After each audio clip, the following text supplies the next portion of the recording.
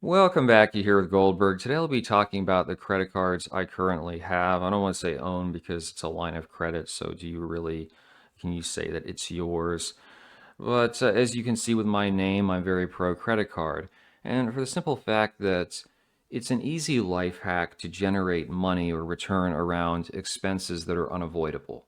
So many will say just use debit cards, it's safer. Well, debit cards don't give you the same rewards in most cases, and they don't possess the same security blanket. Because with a debit card, if you lose it, if someone happens to take it off your hands, it's a direct line to your bank account. Yeah, there's security measures, but still, with a credit card, you've got further walls of defense. Now, my general strategy is I don't go for cards which possess annual fees. I don't see any purpose in doing so unless you are using the same airline continuously throughout the year, then it might come out on top. But otherwise, just for regular stuff, gas, groceries, the like. To begin, the Discover It or Discover IT as I call it, along with the Chase Freedom, these are my two oldest cards. They've fallen off a bit just because I have some better options, but from time to time, quarterly, especially around the holidays, if they give you 5% at Amazon or Target, it might be worth taking a look. Also with Chase, I have the Amazon credit card, but not the Prime 5%, just the 3%, and I use that almost exclusively at Amazon for purchases to gin up some return. Then we have the Bank of America Cash Rewards, which is an okay offering, 3% categories which you can choose. So I only use this card if I am shopping online in a place where I can't otherwise get a superior deal with another account that I possess, or going to Lowe's, Home Depot, you can get 3% on that category, so it's not bad for a larger purchase. But I don't terribly trust Bank of America. They've done a lot of shady stuff over the years with my accounts, which is sort of funny because we're about to mention another bank that has a negative reputation. Wells Fargo. I have never had issues with them. In fact, I'm a big fan of their products. I think it was called CreditWise some years back. That was 1.5 or 1.25%. This one, Active Cash, is 2%. It's the most frequent card that I utilize. And I also have the Autograph. Used to be Propel, was American Express, and a lot of people are dumping American Express because it's just for pompous clowns and they charge too much money, so it's a Visa today. Mainly, this is what I use when I'm overseas as a travel card or to book vacations. One thing I like about Wells Fargo, they still give you pretty decent merchant offers, and it's mainly for retail stores or going out to eat, 10% bonus, which if you tag that into the Active Cash, 12% overall, which is pretty decent. I mean, nothing's cheap nowadays, so you might as well try to get a little bit of return where possible. And of course, you have the City Custom Cash, which comes highly recommended if you just want one card. 5% on any category that's dominant of spending in a month up to $500. So I've used this on groceries in the past. I think I'm going to pivot, however, because I was approved for a AAA card that gives you 5% on your greengrocer purchases, and hence I will use this instead for gas.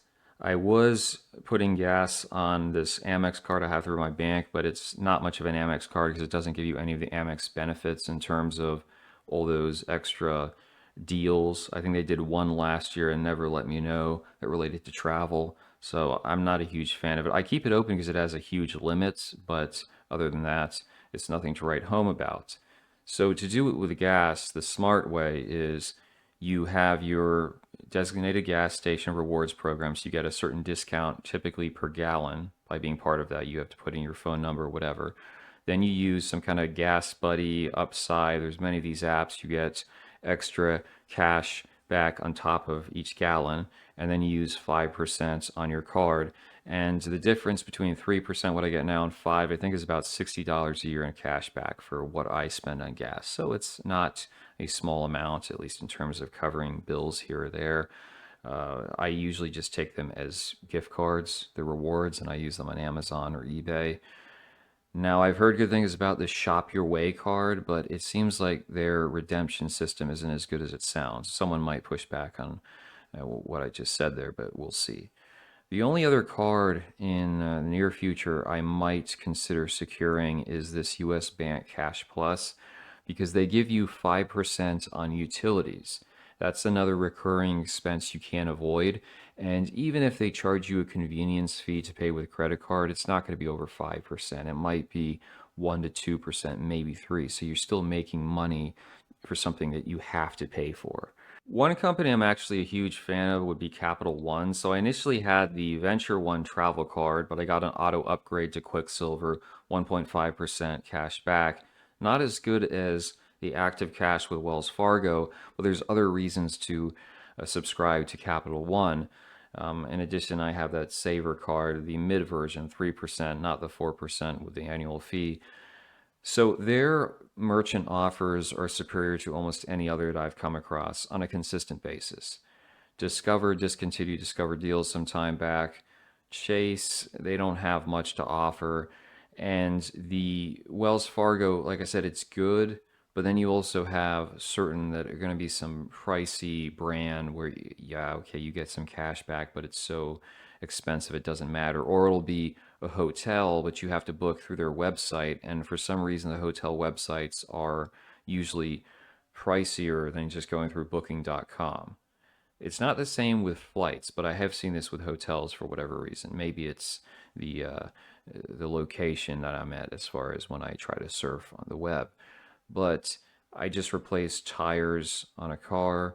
I got a good deal through Capital One, and then in addition, 55% cash back. And they do a lot of that, double digit cash back for places that are not, as I said, going to break the bank to begin with. So you should certainly consider even one Capital One card will give you access to that. And if it's cash back, you can stack it. So you'll get the initial from the card, and then it takes a little bit, it can take up to a month or two, but you will get those rewards coming down the pipeline. So that's pretty much my entire selection. If there's any others that you think I'm missing that I should get my hands on, I've considered the Blue Cash Preferred is 6%, but the one grocer I go to doesn't take Amex, and I don't have like kids or whatever, so I don't think I would spend enough to make it worthwhile unless I tried to use it for almost everything across the board. So, yeah, that's what I have. Let me know any that you might possess that you think are worth recommending.